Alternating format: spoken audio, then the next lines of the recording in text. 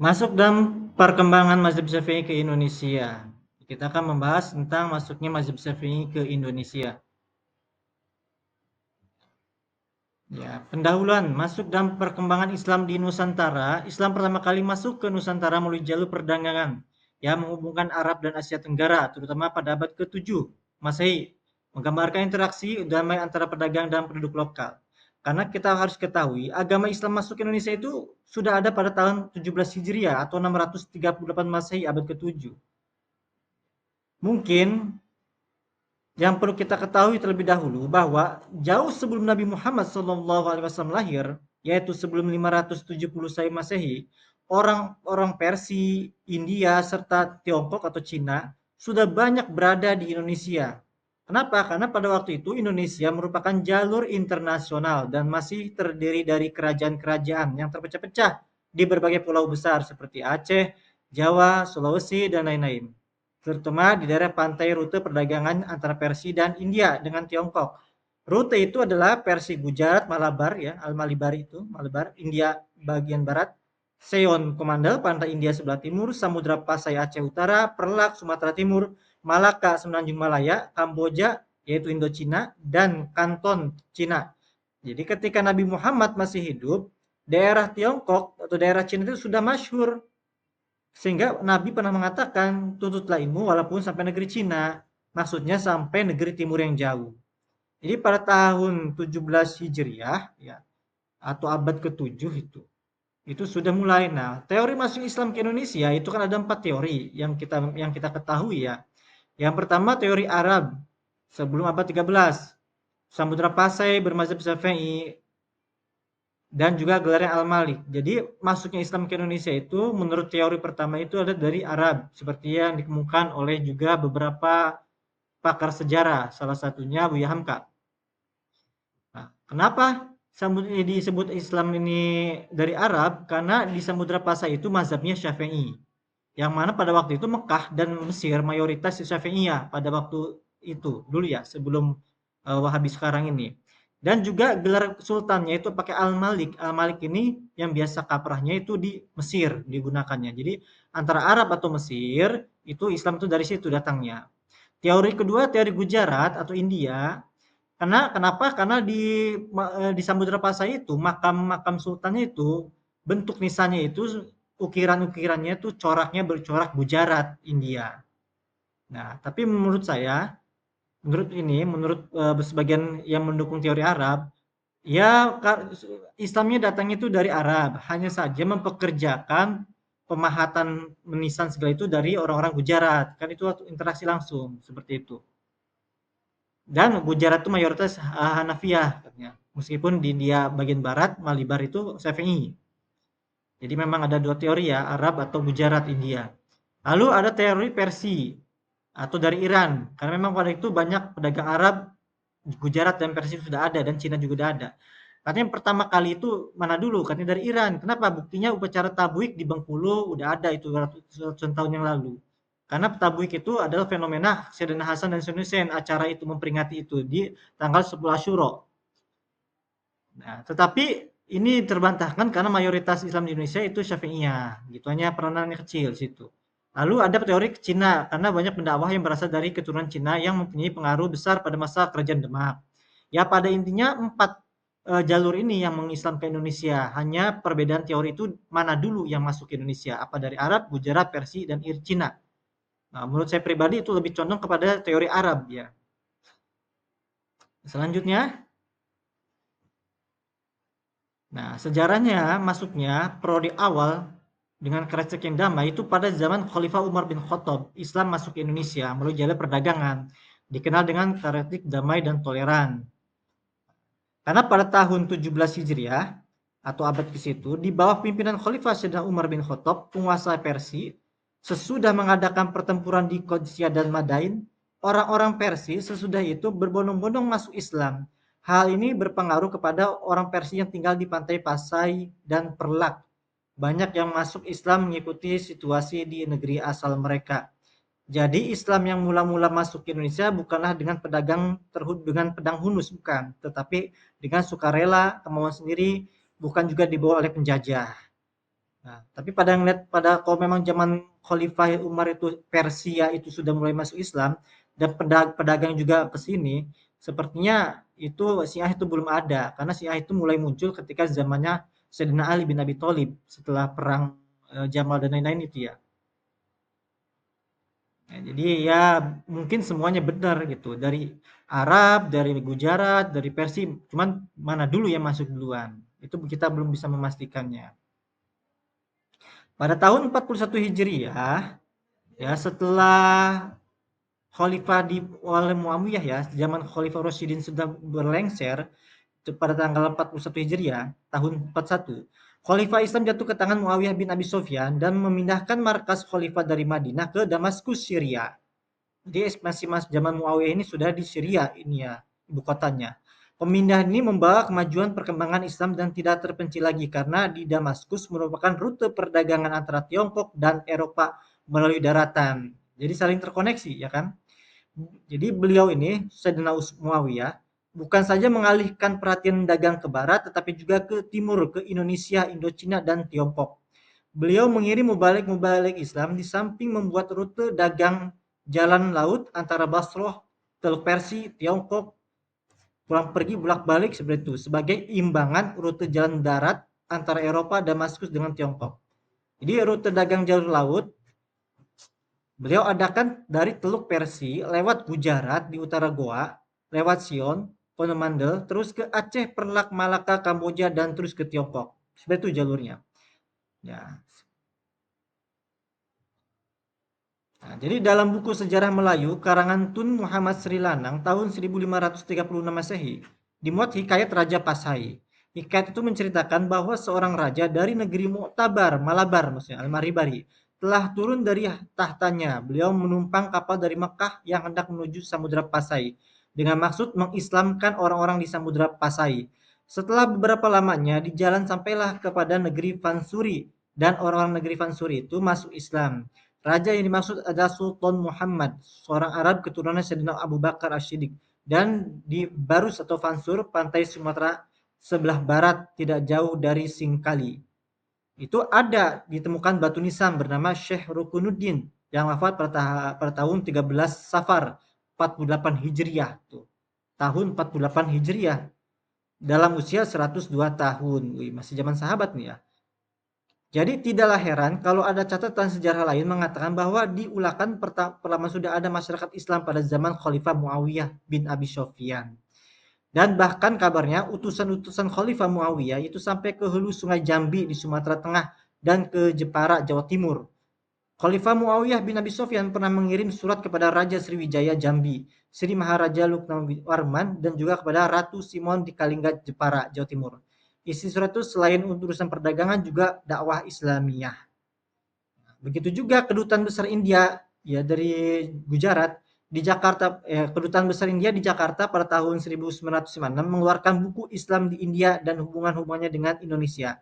Ditulis oleh Profesor Islam di India Muhammad Husin Hainar. Dalam buku itu dijelaskan bahwa Islam telah sampai ke Malabar pada zaman Nabi Muhammad SAW. Seorang raja yang memerintah seluruh Malabar pada waktu itu, ya, ke Mekah menemui Nabi Muhammad. Jadi memang perdagangan udah jauh sekali sudah ada. Nah, mazhab Syafi'i. Sekarang kita lebih spesifik masalah mazhab Syafi'inya. Kenapa di Indonesia itu mazhabnya Syafi'i mayoritas? Ya, karena ini udah ada di ke-3 Hijriah ini. Karena apa? Karena dalam catatan agama Islam masuk Indonesia terutama ke utara Pulau Sumatera pada abad ke-1 Hijriah, bukan pada abad ke-6 atau abad ke-7 seperti yang dicatat oleh penulis kolonial Belanda. Faham itikad agama Islam yang mula-mula masuk ke Indonesia adalah Ahlussunnah wal Jamaah, bukan faham Syiah. Kenapa? Karena khalifah-khalifah yang berusaha menyiarkan Islam ke Indonesia adalah khalifah yang anti kepada Syiah pada waktu itu, yaitu Bani Umayyah. Nah, kalau ini sudah zamannya Bani Umayyah itu sudah ada namanya Syiah. Kalau zaman sahabat Sayyidina Umar, Sayyidina itu belum, tapi zamannya Muawiyah sudah ada. Jadi Bani Umayyah dan Bani Abbas itu eh, pada waktu itu perkembangan mazhab Syafi'i pada abad ketiga sampai keempat Hijriah itu berkembang di Mesir dengan kalau jadidnya karena Imam Syafi'i itu wafat di Mesir ya. Itu udah berkembang di Mesir, Irak, Persia, Kuwait, Oman. ke Hadramaut, terus ke Malibar India. Jadi daerah-daerah yang menghadap ke Indonesia adalah daerah-daerah penganut mazhab Syafi'i pada abad ke-3 Hijriah. Orang-orang Islam yang berlayar ke timur jauh ini ketika itu adalah orang-orang Persia, India serta orang-orang Arab dari Mekah, Mesir terutama. Ada juga dari Hadramaut dan lain-lain. Jadi kaum kaum faham Syafi'i ini mendominasi. Apalagi di Samudra Pasai itu mazhabnya mazhab Syafi'i. Makanya di Indonesia mayoritas dari Syafi'iyah ya. Tapi ada pengaruh Syiah juga, kita tidak menafikan hal itu. Kenapa? Karena masuknya pengaruh Syiah melalui kerajaan Fatimiyah berperan penting di Nusantara. Ada. Makanya paham kaum Syiah masuk ke Indonesia pada abad ke-6 Hijriah mengiringi paham Ahlussunnah wal Jamaah atau paham Sunni yang telah lebih dahulu masuk ke Indonesia. Jadi yang pertama masuk ke Indonesia itu paham Ahlussunnah atau Sunni. Kemudian mengiringi berikutnya adalah kaum Syiah. Karena perdagangan ini tidak hanya dari Arab, Gujarat, tetapi juga dari Iran, Persia ya. Jadi hal ini karena pertengahan abad ke-6 itu terjadi perebutan kekuasaan di Tunis, Afrika Utara yang dilakukan oleh kaum Fatimiyah melawan Raja-Raja Abbasiyah. Raja pertamanya bernama Al-Qayyim bin Ubaidillah pada tahun 313 Hijriah, 24 tahun. Kemudian kerajaan Fatimiyah meluas dan sampai menguasai Mesir pada tahun 341 Hijriah dengan sultannya bernama Al-Mu'izz lil Dinillah. Jadi kekuasaan Fatimiyah berjalan selama sampai 250 tahun, sampai 564 Hijriah. Sampai akhirnya kekuasaannya diambil alih oleh Sultan Salahuddin Al-Ayyubi. Pembebasan Palestina yang terkenal itu yaitu Sultan Salahuddin Al-Ayyubi. Raja-raja Islam dari Fatimiyah ini menganut faham Syiah. Mereka mengaku sebagai keturunan Siti Fatimah putri Rasulullah Sallallahu Alaihi Wasallam. Dan dalam fikih mereka menganut mazhab Syiah sendiri ya, Ja'far Shadiq. Raja-raja Fatimiyah ini mengirim mubalik-mubaliknya ke Indonesia pada abad ke-6 sampai ke-7 Hijriah. Maka berdirilah kerajaan-kerajaan kecil Syiah di Indonesia dan di tanah Melayu, yaitu Kesultanan Dayapasai di Aceh Utara, Kesultanan Perlak di Aceh Timur, Kesultanan Bandar Khalifah di Sumatera Timur, Kesultanan Aru, Kesultanan Leren di Jawa, Kesultanan Muar, Malaya, Kesultanan Kuntu dan Riau dan lain-lain. Jadi faham Syiah memang ada. Makanya tadi ada kegiatan-kegiatan di Bengkulu segala itu ya. Sedap Syu'ara itu. Jadi sultan pertama di Perlak Aceh Timur bernama Said Alauddin Al-Alawi Alam Syah. Itu 591 Hijriah, pemimpin armada yang dikirim kerajaan Fatimiyah itu. Itu Syiah kalau yang itu. Sultan Pasai bernama Tuanku Sri Sultan Johan Jalani Alam Syah juga sama, dari Syiah juga. Karena dari kerajaan Fatimiyah. Kerajaan Fatimiyah ini di Mesir diambil alih oleh Sultan Salahuddin Al-Ayyubi. Kekuasaan dinasti Al-Ayyubi berjalan selama 42 tahun. Ya, karena pada itu perang salib sedang bergejolak. Nah, di sini juga Sultan Al-Ayyubi mendirikan 3 buah universitas atau pesantren. Di antara yang terkenal ada Al-Azhar di Kairo dan Al-Iskandariyah. Nah, kemudian diganti nanti pada kerajaan Mamalik atau Mameluk sampai pada akhir abad ke-9 Hijriah. Ganti jadi Ahlussunnah yang tadinya mula itu Syiah awalnya. Nah, jadi memang kerajaan Al-Ayyubiyah dan juga Mamalik itu penganut-penganut yang gigih dalam menegakkan Ahlussunnah wal Jamaah yang bermazhab Syafi'i. Jadi Universitas Al-Azhar yang terkenal hingga sekarang itu didirikan oleh Jauhar Asy-Syaqqali, jenderal kerajaan Fatimiyah awalnya dari kaum Syiah itu. Lalu faham Syiah ini dirubah oleh Sultan Salahuddin Al-Ayyubi menjadi universitas atau pesantren pengembangan Ahlussunnah wal Jamaah Syafi'iyah terutamanya. Jadi mubalik-mubalik Islam pada kekuasaan Al-Ayyubi memeluk di Mesir bertebar ke seluruh dunia, juga ke daerah Indonesia yang sudah lama menganut Islam tetapi belum merata ke seluruh pulau-pulau. Ya, yang pada waktu itu hanya Pasai di Aceh, Aru, Kuntu, Ulakan di Pantai Barsumara, Jepara di Jawa Timur. Nah, nanti dari sinilah mulai ke zamannya Wali Songo nanti ya. Dari mubalik kerajaan Mameluk, Ismail Syidik yang datang ke Pasai mengajarkan Islam Syafi'i. Dengan usaha beliau umat Islam di Pasai akhirnya menganut mazhab Sunni Syafi'iyah kembali. Balik lagi seperti awal, Sunni Ahlussunnah Syafi'iyah di Samudra Pasai itu ya. Karena itu salah satu kerajaan tertua. Bahkan menukar Sultan Syiah di sana dengan Sultan orang Indonesia asli yang bermazhab Syafi'i dengan nama Sultan Malikus Soleh atau Maral Sulu. Nah, dari sini teori katanya Islam yang datang di Indonesia itu adalah dari Arab. Karena pakai bahasanya Al-Malikus Soleh. Nah, Dari pengaruh tadi katanya sebelum 7 Hijriah, padahal mah dari 1 2 Hijriah zamannya sahabat Nabi, Islam itu sudah ada di Indonesia. Nah, dari situ. Dan memang pada masa 6 ke 7-nya itu mulai ketika ada kerajaan, disitulah baru disebut. Jadi teori sejarah masuk Islam Indonesia itu karena ada kerajaannya, bukti-buktinya. Meskipun jauh sebelumnya Islam sudah masuk seperti itu ya. Tapi kita catatlah di abad ke-6 karena pengaruh dari Belanda tadi dan juga dari kerajaan-kerajaan dan catatan Ibnu Battuta dan lain-lain. Jadi catatan Ibnu Battuta dalam perjalanan sangat membantu ahli sejarah untuk mencari kebenaran sejarah. Karena selain lengkap catatan ini juga jujur, Ibnu Battuta mengatakan bahwa ia singgah di negeri Pasai tatkala ia diutus oleh Sultan Delhi ke Tiongkok pada tahun 1345 dalam usia 41 tahun. Di sana berjumpa dengan Sultan Malikus Zahir II. Ketika pergi sholat Jumat, Ibnu Battuta jalan kaki dan ketika pulang dari sholat ia naik gajah atau kuda. Di Pasai itu Ibnu Battuta bertemu dengan dua orang ulama, seorang datang dari Shirazi Persia yang diangkat menjadi qadhi kerajaan Pasai dan seorang lagi dari Asfahan Persia. Demikian catatan Ibnu Battuta. Kedua kota tersebut Shirazi dan Afsani Persia ini banyak ulama-ulama Syafi'iyah pada waktu itu ya. Di Persia juga Syafi'iyah pada waktu itu. Di antaranya terkenal adalah Abu Ishaq Ibrahim bin Ash-Shirazi, penulis kitab Muhazzab. Itu Syafi'iyah kan? Al-Muhazzab itu pada masa itu Persia itu, Samudra Pasai. Persia baru resmi menganut Syiah ketika sesudah Bani Syafawi berkuasa di sana yaitu pada abad 17. Baru itu ada Sultan Pasha di Aceh bermazhab ini. Jadi baru ganti Syiah setelah abad ke-16. Kekuasaan Sultan Pasha di Aceh bermazhab Syafi'i ini lebih dulu satu abad zamannya dari zaman Wali Songo. Jadi sebelum Wali Songo itu udah di Samudra Pasha itu udah Syafi'iyah. Nah, cuman masifnya terutama di Pulau Jawa itu oleh Wali Songo. Nah, jadi kenapa? Karena Maulana Malik Ibrahim, salah seorang Wali Songo pertama yang bermakom di Gresik, Sunan Gresik itu hidup pada abad eh, ke-15 Masehi ya.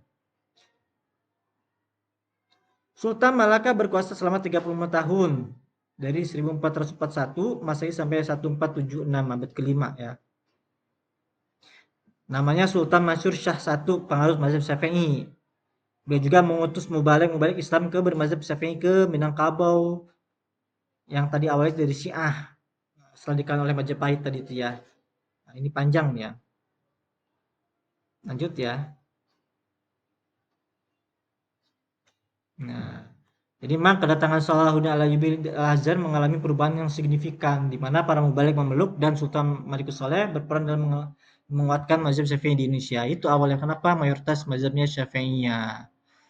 Ini banyak saksi dan catatannya dari Ibnu Battuta, Muji Pasai mencatat keberadaan mazhab Syafi'i yang kuat di wilayah tersebut mencerminkan pengaruh Islam yang mendalam di Nusantara. Nah, dari sinilah penyebaran Wali Songo. Sultan Masyur Shah dan Wali Songo ini sangat memperkuat jaringan Syafi'iyah di Indonesia. Ya, ini kerajaan-kerajaan ada di Malaka dari sini migrasinya itu kita bisa lihat dari petanya ya. Siapa aja Wali Songo itu? Wali Songo itu banyak, Maulana Malik Ibrahim atau Syekh Maghribi, ada Raden Rahmat, Sunan Ampel, ya, Makdum Ibrahim, Sunan Bonang, pakai Makdum ya. Masih Ma'unat sudah Sunan Derajat, Maulana Yunus Yakin, Raden Paku atau Sunan Giri, Raden Masyai, Sunan Kalijaga, Syekh Ja'far Shadiq, Sunan Kudus, Sunan Muria dan Syarif Hidayatullah atau Sunan Gunung Jati dan anak keturunannya.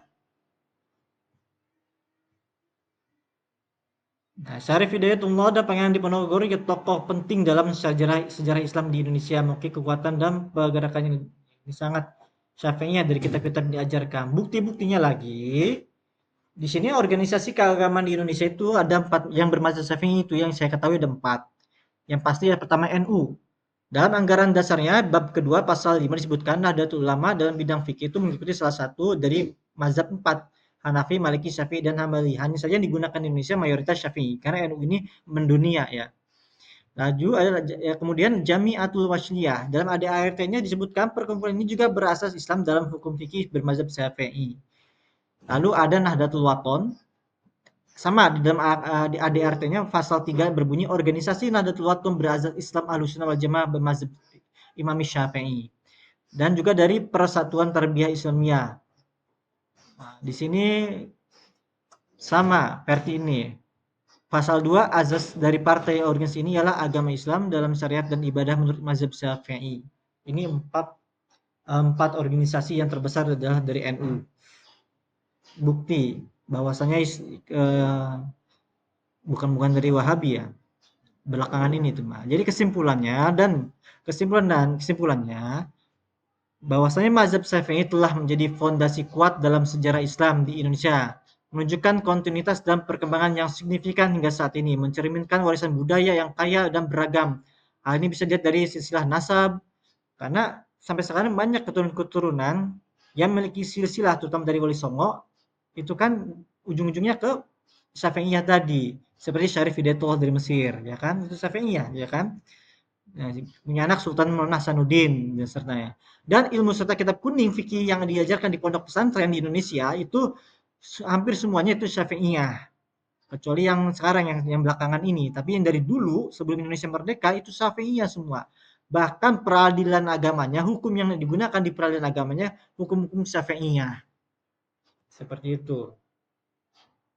Ya, jadi kesimpulannya ya Indonesia itu kenapa bermazhab Syafi'i? Karena dari tadi, jadi kerajaan Mameluk dari Mesir, Persia waktu zaman Salah Al-Ayyubi, seperti itu. Sekian, moga-moga bermanfaat. Wassalamualaikum warahmatullahi wabarakatuh.